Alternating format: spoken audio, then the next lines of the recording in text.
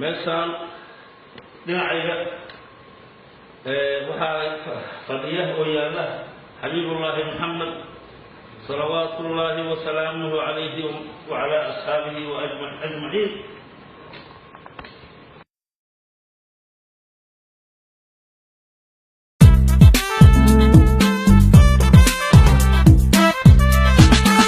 النبي أولى من نفسكم أولى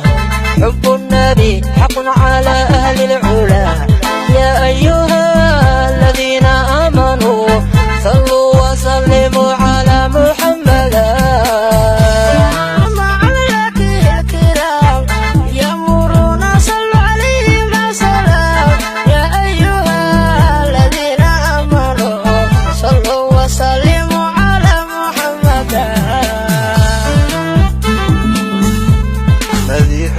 مفتاح قلبي ما صفى